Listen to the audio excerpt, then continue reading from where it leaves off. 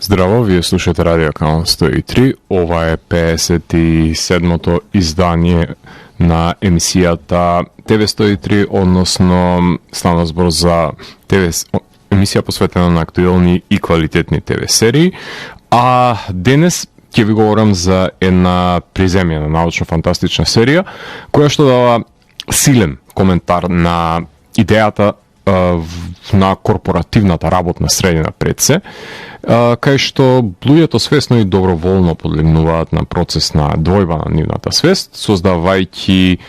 засебна персона, која што ќе биде активна исклучиво за време на работното време и ќе се исклучи во мигот кога ликот ќе напушти фирмата, затоа што тогаш кормилото ќе го преземе свеста на човекот кој одлучил да го креира неговиот двојник. Тоа не значи дека нема да посакаат овие создадени карактери наменски за работната средина, односно нема да посакаат да излезат надвор од рамките на нивните задолженија, што би се косело со нивната предодредена практика. Но квалитетна научна фантастика не би била тоа што е, ако индивидуата не се побуни на полудениот колектив. Сето тоа ќе може да го погледнете во ТВ серијата Severance на Apple Plus, за која што ќе ви говорам во ова издание, кое што го започнавме со помош на Cosmic Debris, односно слушнавме две композиции кои што се наоѓаат на нивниот истоимен албум. Конкретно ја слушнавме Interstellar Solar Ride и Concrete Butterfly, кои што најдобро сведочат дека ова е еден моќен холандски бенд кој што удира со 70-ти рок-н-рол, со психоделичен вајб и незапирлив стонер рок, кој што е наменет да циркулира низ галаксијата. Така што ќе слушнеме и насловната композиција од овој албум, односно Cosmic Debris, во продолжение за да согледаме каде всушност лежи убавината во рифовите кои што ни ги нуди овој бенд. Доколку сакате да знаете што се случува во канцелариите на Severance, тогаш вие сте на вистинската фреквенција која понира од сферата помеѓу појавното и имагинарното, кај што се крие еден притаен меѓусвет нудејќи можности за одгатнување на енигмите на постоењето. Јас сум Златко Ѓелевски, а вие останете вклучени. Започна програмата ТВ 103. Вие слушате Радио Канал 103, ова е 75-тото издание на емисијата ТВ 103, кое што е посветено на Severance, која представува американска научно-фантастична психолошка трилер ТВ серија, создадена од страна на Ден Ериксон, кој што предходно апсолутно ништо не создадено дополнително во индустријата, барем не јас колку што можев да откријам. Знам дека сценариото за пилотот има дојдено во компанијата од страна на Бен Стилер, на вработените на неговата компанија, така што ова е интерен проект на неговата продукција. Серијата ја продуцираше Apple Plus и ви најавив пред неколку епизоди кога ви говорев за The Shrink Next Door, бидејќи ја чекав комплетно да излезе за непречено да можам да зборувам за случувањата во неа, а покрај неа моментално актуелни се на Apple Plus Suspicion, After Party и The Last Days of Ptolemy Gray, кои што само што завршија, We Crashed, Slow Horses се уште актуелни на оваа ТВ серија. За некој ден ќе на оваа ТВ на овој стриминг канал пред се, за некој ден ќе започнат и трилер серијата Shining Girls со Елизабет Мос и антолошката црна комедија Roar на авторите на Glow со Никол Кидман, Алисон Бри и Бети Гилпин. А наредниот месец се најавени периодичната The Essex Serpent со Клер Дейнс и Том Хиддлстон, а потоа се најавува криминалистичката Blackbird со Брей Лиота и Терен Еджертон. Како што и самите може да заклучите, од Apple милуваат звезди од А-листата да ги предводат нивните ТВ серии, па затоа и ако креаторот успее да разубеди некоја звезда да застане зад проектот, големи се шансите да заврши на листата на серии кои што ќе бидат емитувани на Apple Plus, со тоа што квалитетот нели се става сепак на секундарното рамниште во споредба со популарноста која што е првично заслужна за оваа серија да допре до широкиот аудиториум. Исклучок не е и Severance, со оглед на тоа што во неја глумат и Џон Тортуро, Кристофер Уокен и Патриша Аркет, а режирана од страна на Бен Стилер. Почна со емитување на 18 февруари 2022 година, кога беа објавени 2 епизоди, и потоа Apple објавува по една епизода неделно, завршувајќи со на 8 април оваа година. Јас почнав да ги избирам првите неколку епизоди, наравно не ги гледав за да можам да се навлечам со поголема доза, а потоа, како и сите други, ја гледав недела за недела. Мал број на луѓе кои ги познавам ја гледаа, но сепак имаше некакво следбеништо кое што го доби серијата, која брои 9 епизоди со време трајање од 50 на минути од прилика, што значи дека ви се потребни 7,5 часа за да изгледате во целост. Како што ви напоменав, јас го фатив ритам од недела за недела, месести се епизодите, содржајни се и задржуваат пред се мистеријата кога се гледа по една неделно, и не би ви препорачал да потрошите толку време одеднаш за нејзино бинџање, односно гледање во еден здив. Можеби најидеална практика би било нејзино преполовување и гледање во 2 здрави дози, например. Да би ја имал таа можност, јас би ја гледал на тој начин, а не на принципот на недела за недела, кој не го фаворизирам, затоа што според мене, сметам дека тој е застарен и не функционира, посебно не за серии за кои немате со кого да разглобувате муелет. Но сите знаеме дека претплатништвото е на прво место кај стримерите, па затоа 3 месеци беше мозена оваа серија од страна на Apple+. Во Severance станува збор за биотехнолошката компанија Lumen, која што практикува медицински потврд, кој е наречен Severance, односно со кој што може да се отстрани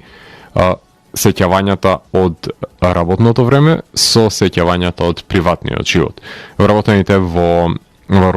фирмата Марк Скот, кој што глуми Адам Скот, ќе се обиде да продре за заговорите за раководењето со корпорацијата која го држи во мистерија своето пред се енигматично работење, со оглед на тоа што има простории кои што не се во вработените не се изложени во контакт со нив и се одвиваат практики кои што на нив не им се воопшто јасни. Всушност нивната работа подразбира селектирање, односно групирање на бројки во различни, во 4 купчиња, така што самиот процес кој што тие го работат таму не им е познат, меѓутоа интуитивно треба да ја вршат таа селекција на бројки во овие купчиња. Серијата допира до проблематиките на причинителите, поради кои што луѓето решаваат да ја поделат својата свест, именно како што Марк е воден од преживеаниот животен губиток, а останатите сакаат да се оттргнат од незадоволителните животи на секојдневието и да се исклучат барем 8 часа од него, секој со своја мотивација на подлегнување на тој чин се разбира. Секако дека се впрегнуваат две страни од дискусијата, нели, дали е одобрена оваа делба на една персона, односно дали е хумано да се создаде малтеден заробеник на работниот систем, се разбира од себични побуди, без разлика дали е своевиден механизам за помирување со стресовите на денешницата или па има некоја си друга оправданост која што стои зад одлуката да се стави во оваа спрега еден од ликовите. Сите имаат потреба да се исклучат од реалноста, тоа е неспорно, но тоа исклучување има своји последици, кои ги снесуваат и ликовите од реалноста и нивните, условно ќе ги наречеме двојници, иако и не се наречени во самата серија. Според научно-фантастичните канони, двојниците стануваат всушност андроидите кои што сакаат да се изборат за нивното право на живот и избор во наметнатиот свет. Значи, тие сакаат да ја добијат таа слобода и паралелата според нормативите и тропите кои што се наметнати во научната фантастика, можем да ја направам конкретно со оваа потреба на андроидите да бидат луѓе. Односно, Пинокио да биде дете, ако веќе сакате обајковиден манир да се изразуваме со нивните чинители. При тоа, станувајќи бунтовниците, кои што ќе се побунат против хегемонијата, односно властодржците во самата фирма на која што тие и робуваат. Good News About Hell, Half-Loop, In Perpetuity, The You Are, The Grim Barbarity of Optics and Design, Hide and Seek, Defiant Jazz, What's for Dinner и The We Are се насловите на епизодите од првата сезона. Енигматичноста на работењето на фирмата е на завидно ниво, затоа што забележуваме некоја долгогодишна хиерархија со восочните скулптури на низините шефови на оддели и раководители, некаква наметната мантра за безцелни мотаи одредби, кои што лаковерно се утврдуваат дека се нормативи, небаре серијата е снимена во Кина или во Северна Кореја и испранен мозокот на покорниот народ со слоганите кои што се испишани на секаде, кои што се наменети да послужат како мотивација, а всушност тие се само регулативен систем за да го држи стадото покорно и послушно. Во Лумен дури има потенцијален комплекс на апартмани кај што живеат поделени личности кои не смеат да излезат таму. Може да шпекулираме дека господја Кейси е едно од нив. Има една просторија Coil of Doom, ако не се лажам, на team-building, барем кој што можев да забележам на мапата, покрај евидентираниот Perpetuity оддел, односно тоа е пределот од фирмата каде што се наоѓаат восочните фигури од нивните раководители, до кои што имаат вработените пристап, кога ќе им биде одобрено за тоа се разбика, но овие простории како што е Coil of Doom или team-building или по просторијата која ќе откријат со која е исполнета со мали кози, односно јарци, не е мапирана, не е ставена на мапата, освен на потфатите кои што претходните вработени се обиделе на некој начин да ги мапираат овие бели и долги ходници од лавиринтот што се нарекува Лумен. Сценариото на пилотот го има добиено Стилер во неговата фирма пред 5 години и се нафатил да ја реализира за во 2020 да ги соберат актерите и актерките и во март конкретно да започнат со снимање, меѓутоа ковид пандемијата им ги помешува плановите со тоа што тестираат првично во Њујорк под називот Turn на овој проект, така што снимаат околу до Нью Џерси и завршуваат со снимање дури на 23 јуни 2020, се разбира со прекини и продолжување, но барем се лоцирани во интериери и под контрола се држи екипата во овие меури. Се двои со енигматичноста во работењето на корпорацијата, препознатливата визуелна естетика и продукцијски дизајн, жанровските елементи и актерскиот перформанс кој исто така може да биде и комичен, меѓутоа сепак е нагласена таа сериозна нишка. Ако се чипуваат сите луѓе, Лумен ќе има 8 часа контрола врз нив и ќе ги злоупотребуваат како што милуваат, така што тоа е кошмарот кој што сите ние се плашиме. А за потребите на емисијата ќе ги нарекувам овие поделени личности како двојници, иако не се тоа, не се нивни дупликати, туку се сосема засебни креации кои што се изродени од нивната свест, меѓутоа во серијата се именувани како Инис во множина, односно Ини во еднина. Тука ќе направиме кратка музичка пауза, односно продолжение ги слушаме Стейк. Тие се бенд кој што ни доаѓа од Лондон, односно од Англија,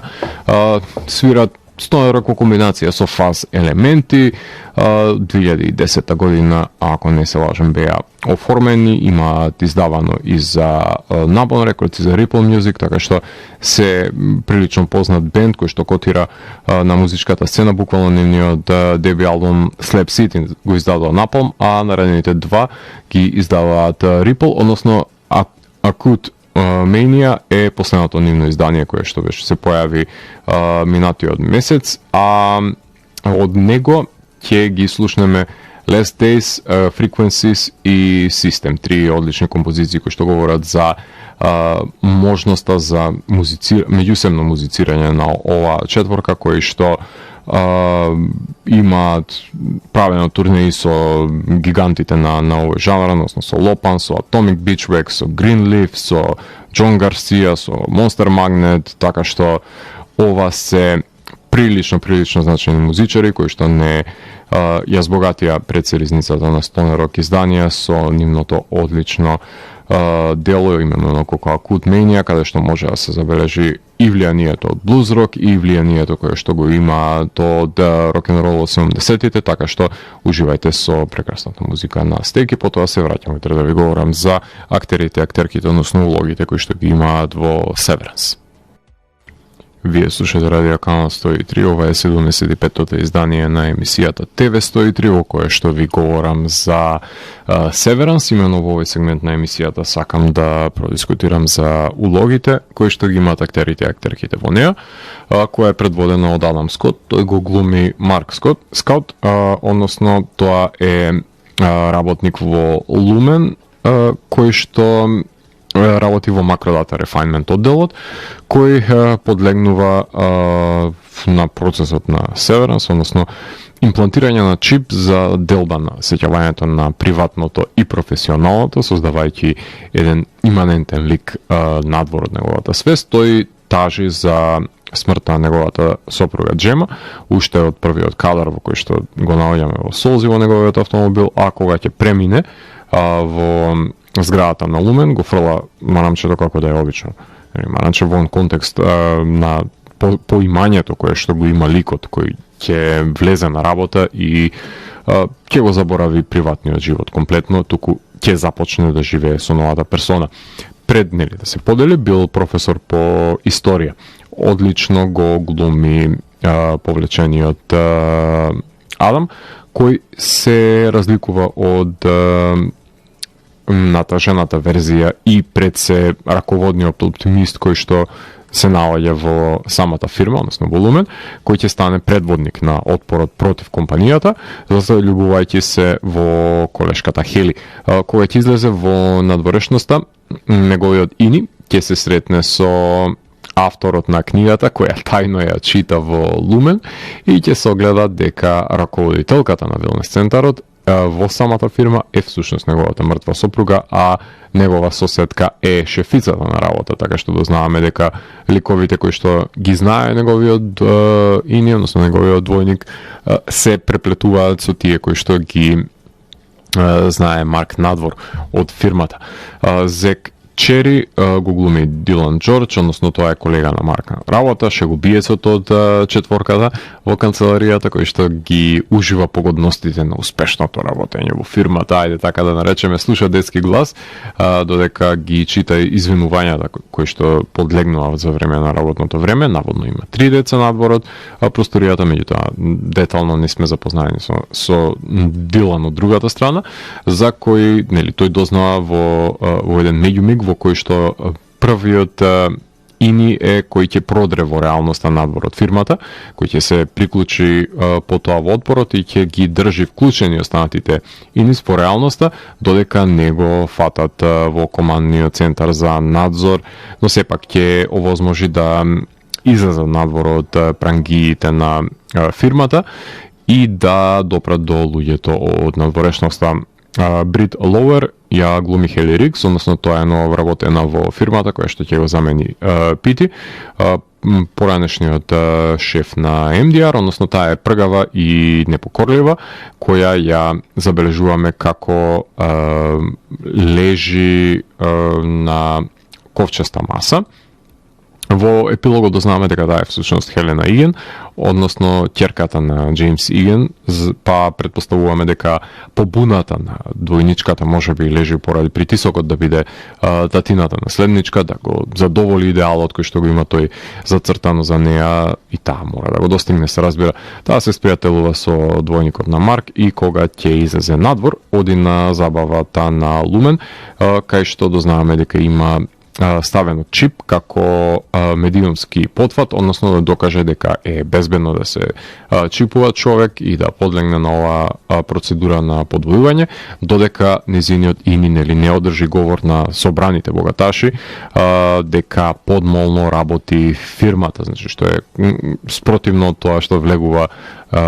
со Хеливо, со нивната, со незин, односно Хелена, со целта која што влегува во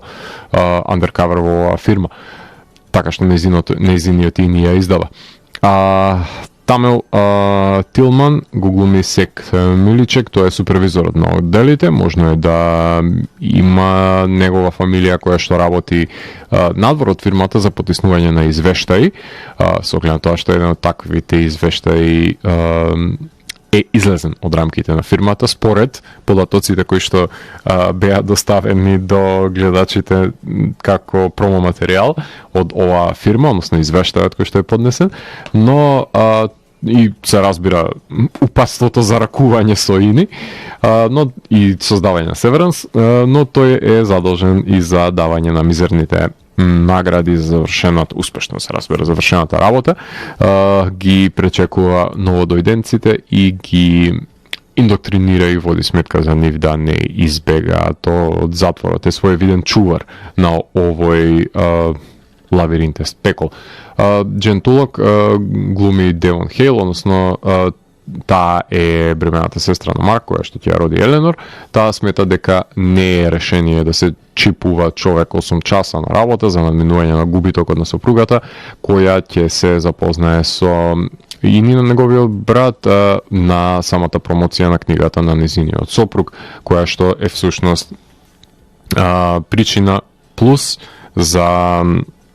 да се воспостави тој диалог за значењето, односно контрадикторноста на одлугата за чипување, односно за самопомош книга е ова пред се која што ја незиниот сопруг ја промовира,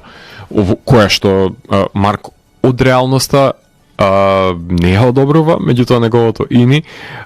и тоа како ужива да ја чита. Дишан Лашман е Кейси, односно раководи со велнес центарот на одделот за која што во епилогот дознаваме дека е Джема Скот, односно сопругата на Марк од реалноста, која тој мисли дека е мртва. Била професорка по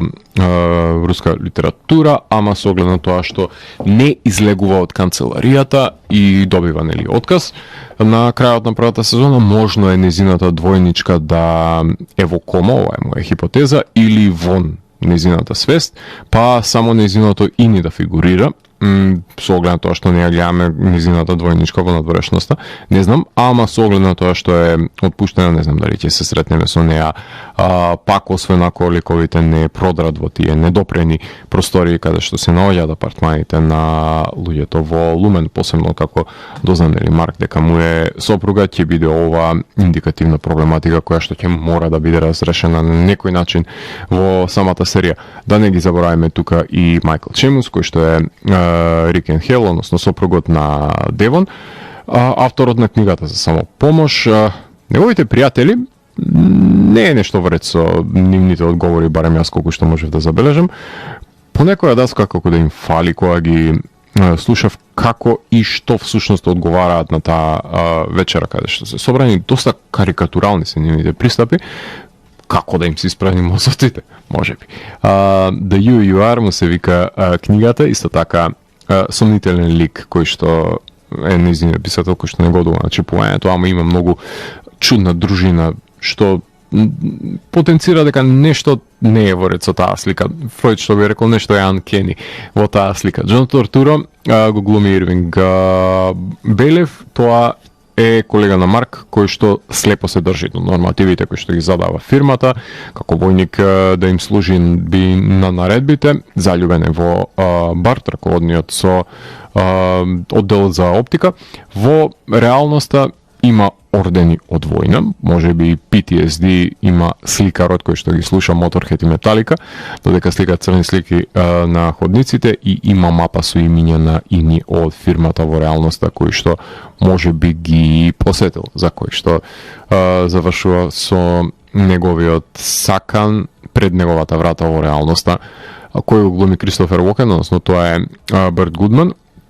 чипуван шеф на дивизијата за оптика и дизајн, кој е заљубен во Ирвинг, а во реалноста си има сопруг кој треба да се пензионира, пред неговата врата да му се појави и на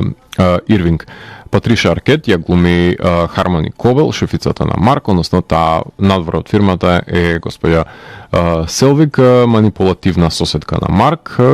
Дали спрема одмазда против Лумен поради смртта на незината мајка не знаеме, но подмолен е овој лик во секој случај и мислам дека има некоја тајновита агенда за која што не сме свесни, без разлика на тоа што е избркано од фирмата. Верувам дека таа ќе се врати во незината хиерархија. Јул Васкес е Питер Пити Килмер, односно поранешниот вработен во Лумен, најдобриот пријател на Марк, кој е отпуштен од фирмата, кој успеал да се репрограмира, што и тоа да значи, иако тоа било речиси невозможно и се наметнува страна на фирмата дека невозможно што ќе се стави чипот да биде репрограмиран или изваден. Майкл Чимстей го глуми Даг Грейнер, односно тоа е застрашувачкиот чувар во Лумен, кој што го забележуваме кога треба да се отстрани некој од фирмата. Марк Гелер го е ликот кој што стои зад Киер Иген, односно основачот на Лумен. Тоа е култ лидерот на компанијата, кој го има на слика со камшик со 9 убедувања, кој што ги схротил 4 темпераменти. Тоа е неговото житие кое што се знае и се слави наизуст. CEO на Лумен е Джей Миган, кој што глуми Майкл Сибери. Енигматичен одбор има, кој што само слуша на состаноците и ништо не говори, а сепак носи застрашувачки одлуки, а затворениците сакаат да избегаат, наместо тоа тие сортираат броеви кои што треба да ги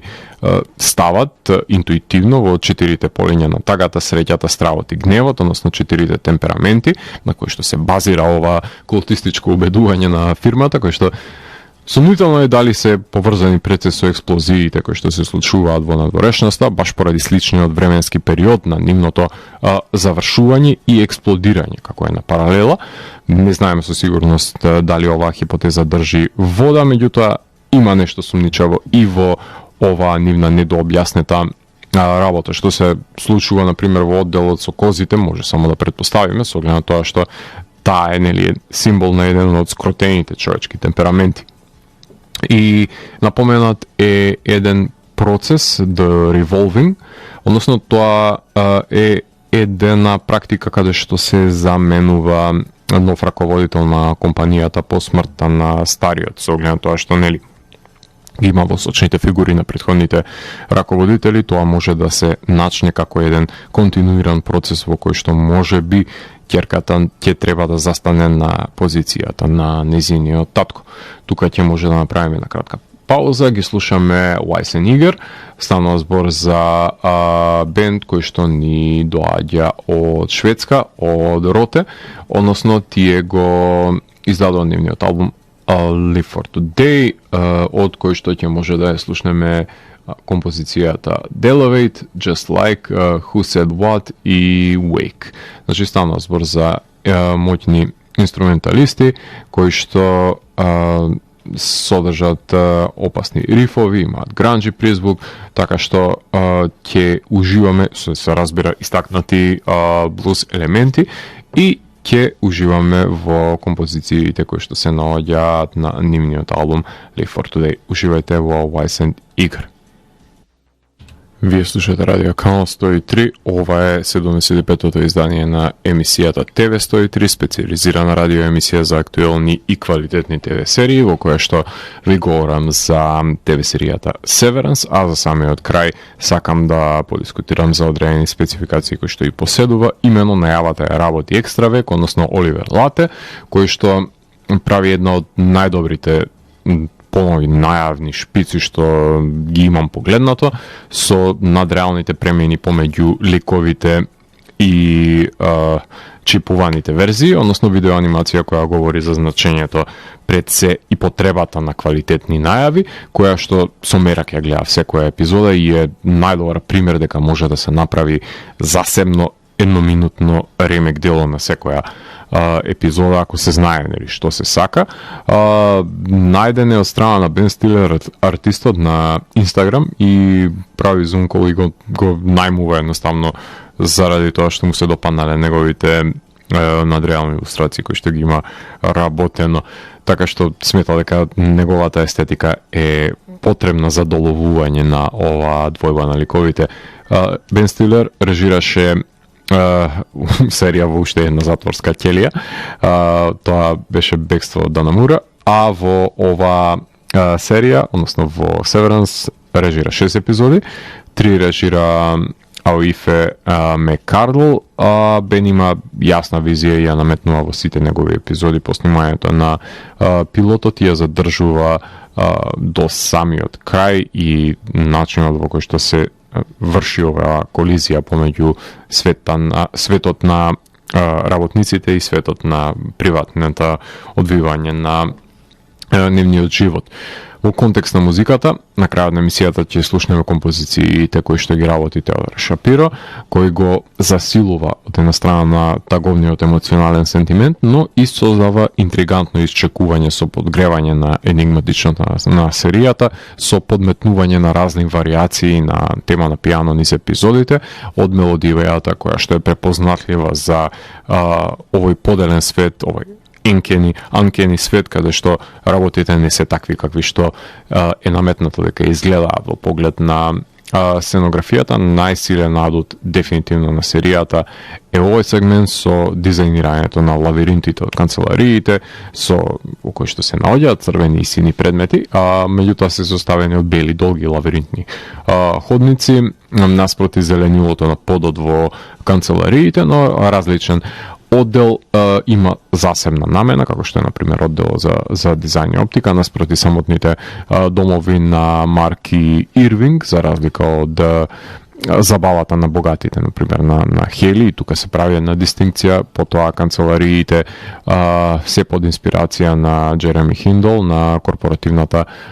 средина од 60-тите, 70-тите и 80-тите години,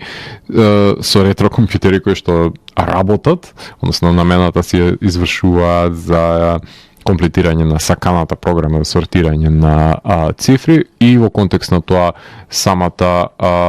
фотографија се однесува на кадрирање на пресветлите канцеларии наспроти затемнетите домови на самотните и натажени ликови. Значи има една контрапункт помеѓу кадрирањето на работниот живот и на приватниот, со придушено светло е повеќе, со амбиентално, што е препознатливо пред се кадрирањето на ликовите во зелено-белите канцеларии со тежиштето поставување надвор од симетријата, односно давајќи на негативниот простор на натежност, со оглед на тоа што да предизвика некаков си дисбаланс и на визуелен план, како ги гледаме ликовите кои се наоѓаат затворени во овие пространства, непонивен избор се разбира. Поглед на монтажата се цели на спор ритм со дозирано сознание за случувањата, што бара паралелизирање на текот на настаните со неповрзани краеви, една сложувалка со многу непознати парчиња налик Lost. Поглед на костимографијата имаме работни со кои што се разликуваат од облеката во реалноста, во која што имаме и по некој син фластер кој што се лепи во додека настанува нека повреда на работното место, а натурално има само во халуцинациите кои што ги заподседнуваат ликовите, конкретно халуцинации кои што ги имаше, например, сликарот во самата канцеларија каде што течеше, одделот каде што работи. Поглед на хумор и еротика, хумор има само за и околу ликот на Дилан, кој што има комични реплики во поголем број, меѓутоа и тие се придушени, и нема трага од еротика во оваа серија, за жал. Во поглед на ефекти има визуелни, како што веќе ви напомнеа во халуцинацијата, со еден препознатлив премин кој што се извршува на технички потфат со пул и зум-ин, препознати од сцената во Raging Bull, меѓутоа оваа техника се користи тука за правење на тој премин помеѓу ликот од реалноста кој што преминува во неговиот двојник. Значи, буквално со овој технички потфат се прави таа спрега помеѓу едната персона и другата, така што тука и на визуелен начин со помош на филмскиот вокабулар се прави оваа транзиција. Поглед на флешбек има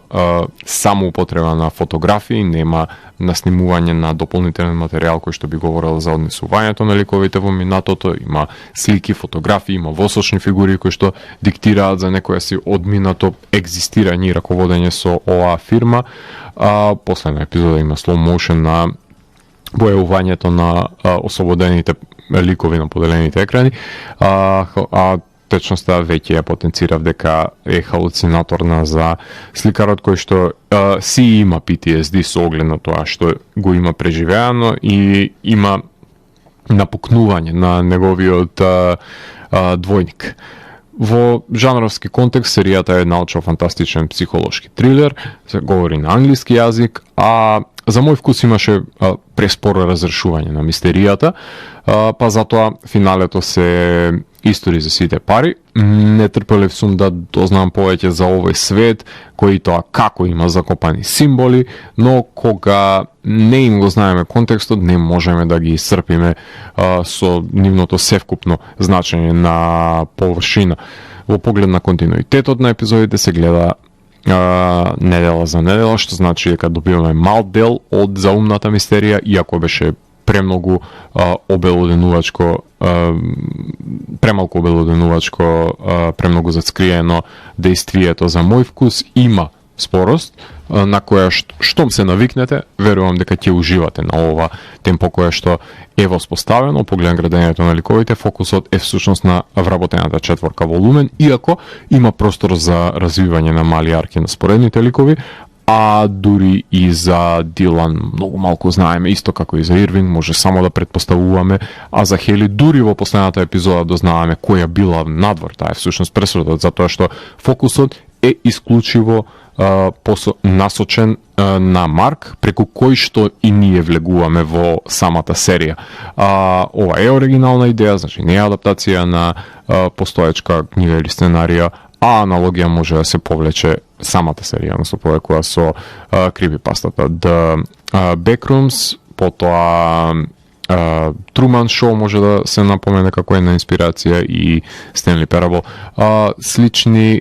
серии, една од нив, која што ќе ви ги препорачам со оглед на тоа што често ви ги напоменувам, сериите кои што наликуваат на и би било излишно да континуирано ги редам истите наслови, меѓутоа една која што сметам дека е неправедно, ајде да речеме, заобиколена и не се држи фокусот на неја, односно не е многу мала гледаност. Имаше Dispatches from Elsewhere, која што исто така разрешуваше една енигматика која што допира до научната фантастика. Секако дека љубителите на Black Mirror ќе уживаат во оваа серија, исто така ако сакате да ја погледнете научно-фантастично исто приземена серија Made for Love, ви е на располагање. Westworld секако дека ја знаете, Devs е една прекрасна серија која што исто така имаше своја емисија, односно епизода во оваа емисија Counterpart, да не ја заборавиме прекрасната серија на Starz, која што исто така подразбираше двојници. Ќе ја напоменеме Maniac, која што исто така беше влез во еден енигматичен смет, Homecoming да ја напоменеме, Upload. Меѓутоа ова се мал милион на научно-фантастични ТВ серии кои што се појавуваат континуирано последните неколку години, така што имате голем избор на серии кои што допираат до провениенцијата на комбинаторика помеѓу научната фантастика и реалноста која што ние денес ја знаеме. Ако нешто тоа барем ви значи, и ајте да не ја ни заборавам тука и Мистер Робот, која што исто така беше едно интригантно продирање на овие два света кои што постојат со некоја енигматика за нешто поголемо надвор од реалноста. Тензична енигматична атмосферата за гарантирана гледливост и убедливост е постигната. Во самиот епилог на серијата забележуваме тројца инис кои што се пуштени во реалноста. Марк дознава дека е жива неговата сопруга, Хели обелоденува што значи да се биде ини пред несобраните богаташи, Ирвин го наоѓа саканиот дека има сопруг и на тројцата во клучен миг им се исклучува чипот и се враќаат во првобитна состојба нивните раководители, собројниците, односно нивната половина од реалноста. Од мене има 9 од 10. Доколку треба да евалуирам да беа посодржајни епизодите во спорадичниот тек, ќе добиеше 10 од 10. Тоа остава, се разбира, простор за надоградување во наредната сезона. Продолжение според некој изјава на која што налетав е дека ќе има или 2 или 6 сезони. Одобрена е втората сезона во април, така што да се надеваме дека ако имаат идеја со која што би била исполнета серијата со дополнителни арки, со дополнителни простори, со меѓусебни интриги, сплетки и развој на светот во подетални стадиуми и развој и доплив на дотурање на нови ликови во драматуршкото действие, тогаш јас не гледам никаков проблем за продолжување на серијата во 6 сезони, иако ретки се тие серии кои што може да задржат континуитетот. 2 сметам дека е комплетно функционално за затворање на приказната, доколку умеат да одговорат на некои од поставените прашања кои што не ни дадоа одговор во првата сезона, меѓутоа ја заинтригира, односно ја разбудија нашата интрига. За крајот на емисијата, како што веќе ви ветив, ќе слушнеме композиции на Теодор Шапиро. Ја слушнеме главната тема, Labor of Love, ја слушаме Expiration Date и доколку имаме време ќе слушнеме Secret Places. И претходно ви извадив еден, односно ќе слушнеме еден извадок од джез сцената каде што се наградени за нивната покорност и сервилност ликовите, односно половините на ликовите кои што работат во Лумен. Вие го слушавте 75-тото издание на емисијата TV103 со Златко Ѓелевски, кај што детално ги анализиравме квалитетите и недостатоците на Severance. TV103 е уникатен сигнал кој се појавува секој четврток на оваа фреквенција и во рок од 2 часа ви нуди длабински поглед во значењето на актуелните ТВ серии. До наредното издание, гледајте ТВ серии и останете вклучени. Чао, чао.